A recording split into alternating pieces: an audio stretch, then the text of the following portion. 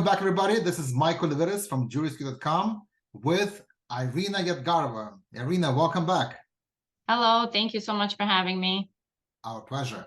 And of course, Irina, you are our go-to person for trust and estates, for elder law, for Medicaid trust, for retirement planning. And what we do here is we educate people on various issues in your area. And frequently people they ask you at your consultations, they ask on Google, what is a 5-year look-back provision concerning Medicaids? It's a little confusing, but I know you're going to do a good job explaining us in a lay person's terms. Okay, Irina, great. what is it? Great. I'm so glad that we're going to talk about this because there is a lot of confusion and misconceptions, and I hope this will be a clear way for everybody to understand in layman's terms, like you said, what is the 5-year look back? Yes, please. So the 5-year look back is essentially if a person needs to apply for nursing home Medicaid coverage only. That is the only time where it applies. It does not apply for Medicaid, home care, for any kind of coverage. So if a person needs skilled care for over 90 days, that is where institutional or nursing home Medicaid kicks in, right? And pursuant to their policy, Medicaid cannot cover skilled care or the permanent nursing home if a transfer was made within 5 years of that application.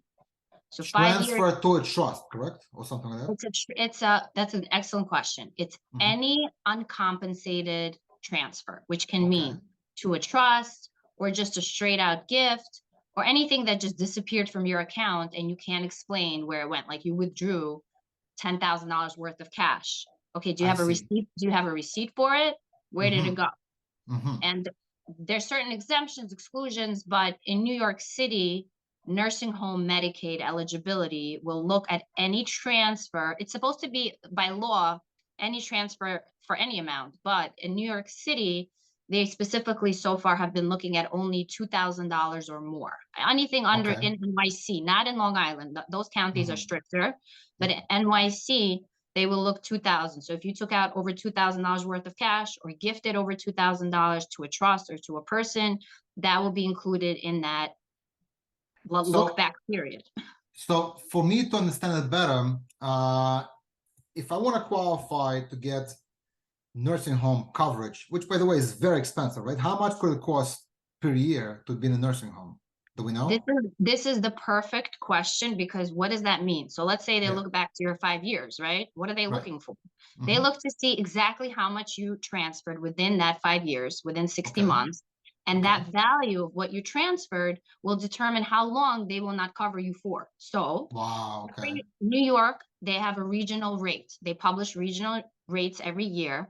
I believe the most current one in NYC, and every county has a different rate. So let's use like Manhattan. I think somewhere like an average of $13,600 a month was the last figure I saw. You will divide the value of what you transferred by 13,600. Whatever number you get, that is the number of months Medicaid will not cover you for nursing home care because you could have used that money for that exact period of time to cover yourself.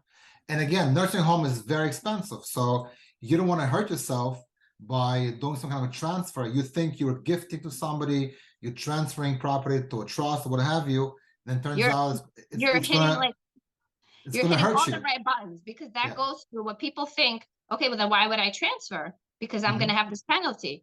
Well, if you don't trigger the 5-year look back today, you're going to get those assets confiscated by the nursing home anyway. So the goal is to get this 5-year out as soon as you can, so it no longer applies to you. So what you're saying is it's best to have your trust documents or whatever else you need ahead of time, more than 5 years before you think you may have to go to a nursing home. So see, this is why it's so important, Irina. What we're doing here is we're educating people because these are common mistakes that people commit. People don't think about the future. People don't think about what's going to happen a few years from now. People want to think about, as we discussed, about happy things, right? They don't want to think about unfortunate circumstances where part of life you may end up in a nursing home. And that's why it's so important to contact an attorney like yourself first of all, before you make any transfers, to talk about how they should be done, in what form, how much, and when.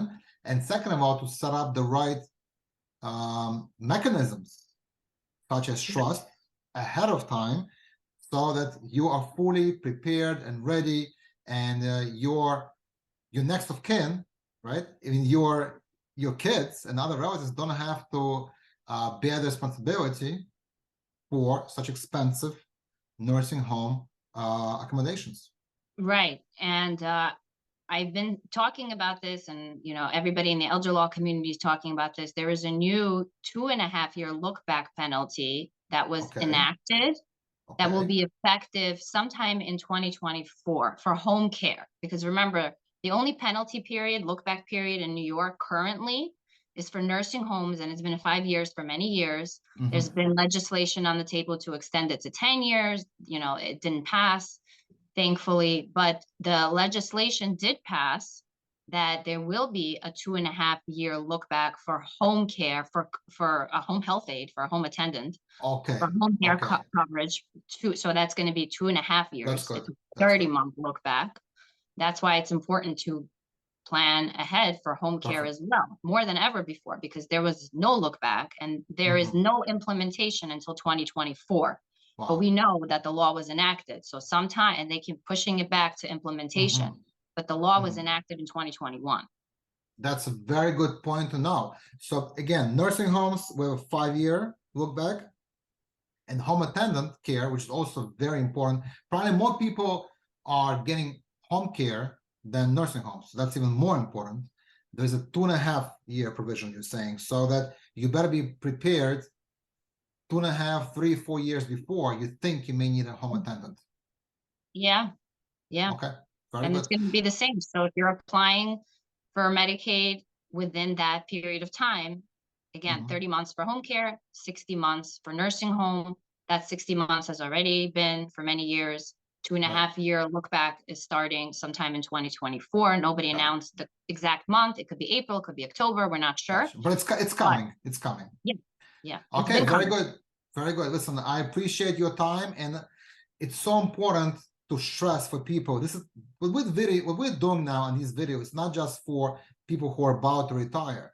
This is also for their children. Yes. Right? Who may be our age. Really for their children, because nobody's going to kick you out of your home. They'll just put a lien on it or recover it after your death if you got home care. This is for the kids. This is for if you want to protect fully the value of your hard-earned assets for your children. And whether or not, I mean, the children could take initiative here too. Exactly. Because they should be paying for it. It's for their benefit, really. But it depends on the dynamic. And by the way, Irina, we just did a video, a very important video last month, where you stress the importance of getting everybody in one room. Yeah. Meaning the children and the people who are actually making the trust, who have that estate to pass on, because you want everybody informed to be on the same page, so you have no surprises down the road. So if anybody's interested, take a look at our previous video with Irina Yedgarova on the importance of getting everybody in one room. And Irina, it was a pleasure to have you in one room, in one Zoom room today. And we're going to come back to you again next month with more questions, more FAQs on trusts, on estates, on Medicaid, on retirement planning. And if anybody has any questions on your particular case, on your situation, the phone number for Irina Yedgarova is on the phone, is on the bottom of the screen. Also, you can message us and we can ask these questions in our follow-up sessions with Irina. Everybody, thanks so much for your time. Irina, I really appreciate it. Have a good day. Thank you so much. Be well. Thank you. Bye. You too. Bye.